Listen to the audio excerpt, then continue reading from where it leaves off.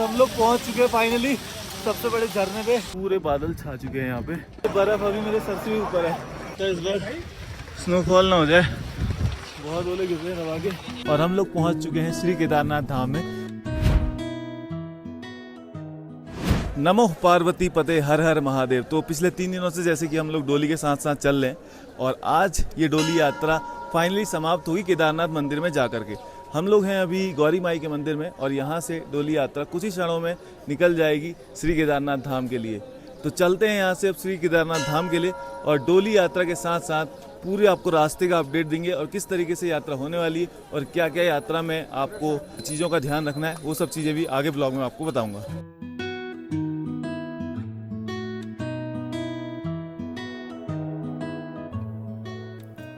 तो हम लोग आगे की यात्रा में पहुंच चुके हैं घोड़ा पड़ाव पे। टिकट बुकिंग काउंटर ठीक मेरे सामने है। अगर आप लोग घोड़े से जा रहे हैं तो यहाँ से टिकट बुक कर सकते हैं। तो टिकट यहीं से बुक कराएं और घोड़े का जो भी आईडी वगैरह होता है वो आप अपने साथ ले लीजिए, ताकि आप बाद में आपका सामान या आपका साथ वाला ढूंढे तो उसके पास नंबर वगैरह कुछ ना कुछ रहे। 3 से 4 किलोमीटर ट्रैक करने के बाद हम लोग पहुँच चुके हैं फाइनली जो एमरजेंसी हेलीपैड है वहाँ पर।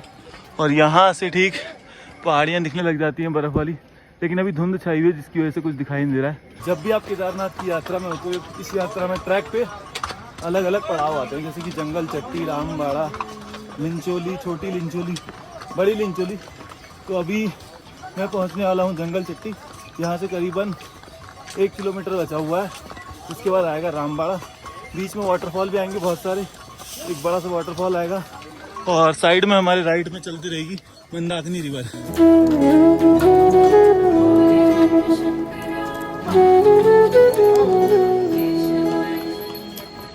तो गाइज आप अगर पिछली बार यात्रा में आए थे तो आपको पता होगा कि यात्रा के दौरान जब यहाँ से बहुत सारा मलबा आया था तो ये रास्ता यहाँ से पूरा डैमेज हो गया था।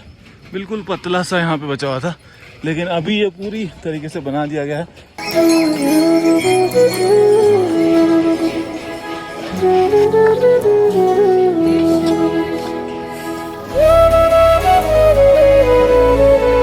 तो काफ़ी चढ़ाई करने के बाद हम लोग पहुँच चुके हैं फाइनली सबसे बड़े झरने पे।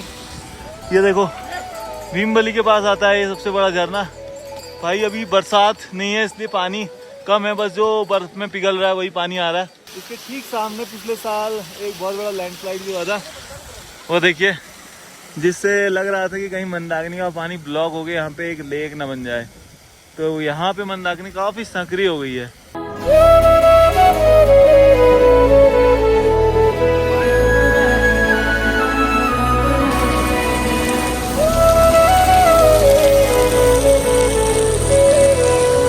तो फाइनली पूरे 2 घंटे ट्रैक करने के बाद मैं पहुंच चुका हूं रामबाड़ा और यहाँ पे एक नया ब्रिज बन रहा है रामबाड़ा का, आप देख लीजिए। और पुराना ब्रिज ठीक नीचे है वहाँ पर। मंदाकिनी का फ्लो अभी काफ़ी तेज़ है आज, क्योंकि धूप तेज़ है तो बर्फ़ भी ज़्यादा पिघल रही है और पानी भी ज़्यादा आ रहा है। और ग्लेशियर मुझे अभी यहीं से दिखने लग गया है। एक ग्लेशियर यहाँ पर आया हुआ है। तो जो लोग पूछ रहे थे कि बर्फ़ कितनी होगी, ठंड कितनी होगी, तो ये देख लीजिए यहाँ से दिख रहा है। अब रामबाड़ा के बाद अगला पड़ाव आएगा लिंचोली।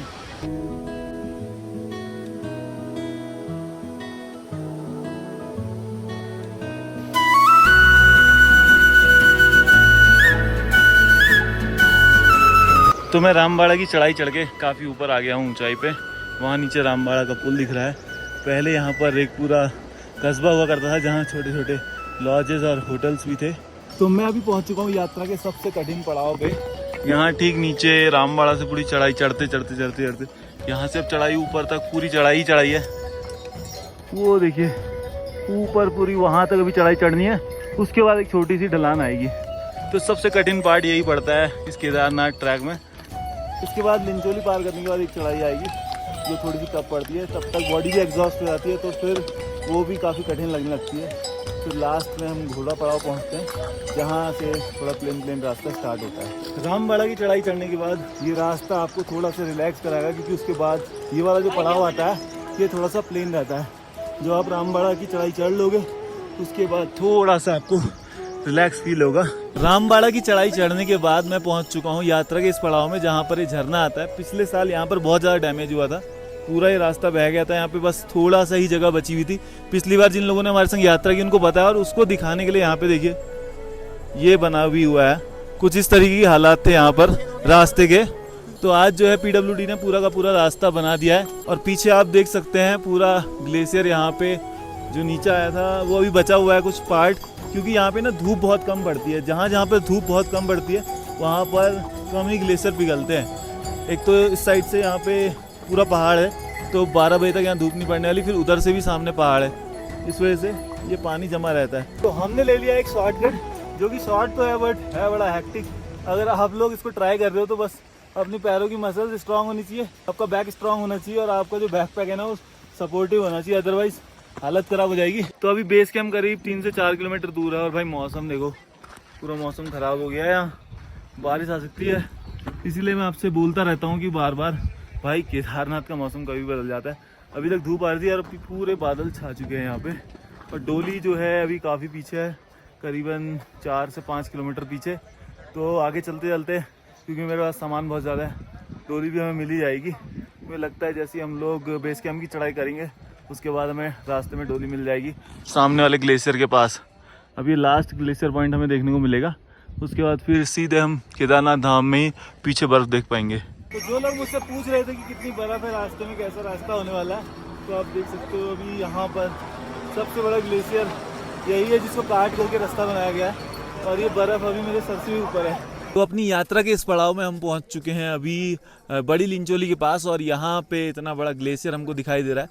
और ये अभी मई का फर्स्ट वीक चल रहा है, आज है 1 मई और मुझे लगता है कि 15 मई तक ये बर्फ़ रहेगी या फिर पूरे मई तक ये बर्फ़ रहेगी, क्योंकि बहुत ज़्यादा बर्फ़ है। यहाँ पर धूप पड़ने के चांसेस भी कम ही हैं, इस वजह से जो लोग आ रहे हैं इस समय पर और चाहते थे ऐसी बर्फ़, तो उनके लिए बहुत बढ़िया मौका है, आप लोग आ सकते हैं। तो यार जैसा मैंने आप लोगों को बताया था कि अभी सबसे बड़ा ग्लेशियल पॉइंट आने वाला है इस ट्रैक का, लेकिन डोली अभी तक यहाँ पे नहीं पहुँची है।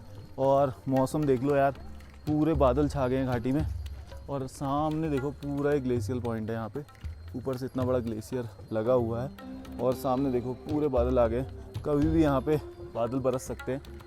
मौसम कितनी जल्दी कितना चेंज हो गया, अभी हम लोग देख रहे थे धूप खिली थी, फिर हल्के हल्के बादल लगे और अभी हल्की हल्की बूंदें भी गिरने लगी हैं।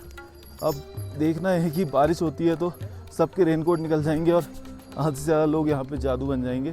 तो यार पूरी घाटी में मौसम ख़राब हो गया है, ठीक मेरे पीछे देख रहे हो आप, इतने बादल घिराए हैं और ये रास्ता आपको जाते हुए दिख रहा है इधर से, और इधर से ये रास्ता घूम के इधर जाता है। यहाँ पे एक पहाड़ है जो पूरा का पूरा गायब हो गया है, इतने ज़्यादा बादल घाटी में घिरा है। और इसके सामने एक गधेरा भी है, यहाँ से पानी आता है बहुत ज़्यादा, और अगर यहाँ पे अभी बारिश हो गई तो भाई इस गधेरे को कोई भी पार नहीं कर पाएगा, और गलती से अगर वहाँ पे कोई हुआ ना तो भाई कुछ भी हो सकता है।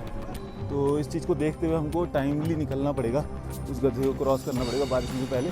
तो यार वहाँ पर देखो कितनी तेज़ी से बादल मूव हो रहे हैं ऊपर, ठीक वहाँ पे आपको दिख रहे होंगे, वो सब जो धुंध दिख रही है ना वो बादल ही हैं। हम लोग इतनी ऊंचाई पे आ गए हैं कि बादल हमसे टकरा रहे हैं, कभी हम बादलों में घुसे, कभी बादल हम में घुस रहे हैं।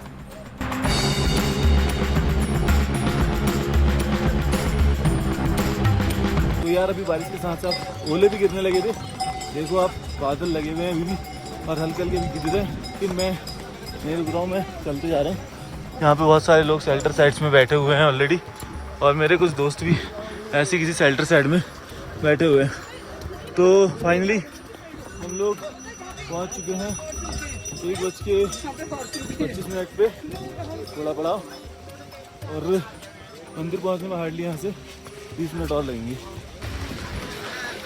तो यार फिर से ओले गिरने लगे हैं, तो मुझे लगता है इस बार स्नोफॉल ना हो जाए, बहुत ओले गिर रहे हैं दबा के, और ऐसा लग रहा है कि आगे हमको स्नोफॉल भी देखने को मिल सकता है। ये देखो आवाज़ आ रही होगी ओलों के गिरने की। मौसम इतना ख़राब हो गया तो मैंने भी जैकेट वैकेट निकाल लिया और पहन भी लिया, हल्का हल्का गीला भी हो गया था। अब हल्की हल्की स्नोफॉल टाइप की हो रही है, हल्का हल्का ओले टाइप की गिर रहे हैं, हो सकता है कि स्नोफॉल में कन्वर्ट हो जाए। और बारिश भी हो रही है हल्की हल्की, मैंने बैग भी अपना कवर कर लिया पूरा का पूरा। अब मंदिर बस थोड़ा सा ही दूर बचा हुआ है यहाँ से। फाइनली मैं पहुँच चुका हूँ हेलीपैड पे, और हेलीपैड थोड़ा सा ऐसा लग रहा है मुझे एक्सटेंड कर दिया है, थोड़ा सा आगे को एक्सटेंड किया गया है, क्योंकि पहले यहाँ पे 2 का ही बना हुआ था, अब 4 का बन चुका है। तो जितने भी हेलीकॉप्टर्स आते हैं केदारनाथ में पैसेंजर्स को लेके, वो यहीं पे रुकते हैं और सारी फ्लाइट्स यहीं उतरती हैं, और उसके बाद यहाँ से उनको भेजा जाता है आगे मंदिर की तरफ। तो आप लोग भी अगर आ रहे हैं केदारनाथ और अगर हेली से आ रहे हैं तो आप भी इसी हेलीपैड तक आएंगे और इसके बाद करीबन 500 मीटर तक आपको चलना पड़ेगा। मैं आपको दिखा देता हूँ, वो वहाँ पर कहीं दिख रहा है मंदिर का शिखर, ये यहाँ पे दिख रहा है मंदिर का शिखर, तो यहाँ तक आपको जाना है। तो ये रास्ता जा रहा है केदारनाथ धाम को। अभी ये नया वाला पुल भी चालू हो गया है, पहले यहाँ से घूम के जाना पड़ रहा था। और ठीक यहाँ पे लगा हुआ है स्कैनिंग काउंटर, जहाँ पे आपके रजिस्ट्रेशन चेक होंगे। यहाँ से मिलेगा टोकन और लाइन यहाँ से आगे तक भी लग जाती है कई बार। तो लोग बोल रहे थे कि रजिस्ट्रेशन चेक नहीं होता है, भाई देख लो, ये देखो यहाँ पे लगा हुआ है दर्शन टोकन प्राप्ति केंद्र। अब टोकन सर्विस तो कल से चालू होगी यहाँ पर। और यहीं पर अगर आप लोग कैश निकालना चाहते हैं तो एटीएम भी है ठीक सामने, और यहाँ पर एसबीआई का एटीएम भी है जिसका शटर अभी डाउन है। तो ये 2 एटीएम रहेंगे यहाँ पे, तो आपको कैश की भी यहाँ पे प्रॉब्लम नहीं होने वाली है इस बार। पिछली बार जो पुराना रास्ता था अब उसको छोड़ करके वापस से जो बहुत पुराना रास्ता था वहीं पे आ गया है। तो ये पुल बन चुका है और यहीं से डोली यात्रा भी अभी जाएगी। डोली अभी तक नहीं आई है, पीछे से हम लोग वेट कर रहे हैं डोली का ही। ये चेक करो, देखिए कुछ गलती, रजिस्ट्रेशन की स्पेलिंग गलत है। तो यहाँ पर इवन फूल मालाओं से पुल को भी सजाया गया है और आप समझ सकते हो मंदिर को तो कितना भव्य रूप से सजाया गया होगा। आगे वीडियो में आपको दिखाता हूँ। तो अभी हम लोग पहुँच चुके हैं केदारनाथ मंदिर के ठीक सामने और यहाँ पर लगा है ओम। और ये एक तरीके से बहुत से लोगों को लोकेशन का एक सिंबल बन जाता है। जब लोग पूछते हैं कि भाई आप कहाँ पे हो, जब कोई मिलता नहीं है तो उसको बता देते हैं कि आप ओम के पास आ जाओ। तो फाइनली पूरे 4 से 5 घंटे वॉक करने के बाद वेट करते करते 8 घंटे टोटल लगी गए हमें और हम लोग पहुंच चुके हैं श्री केदारनाथ धाम में। आज जो है डोली यात्रा यहाँ पे पहुंचेगी और मंदिर को क्या भव्य रूप दिया गया है।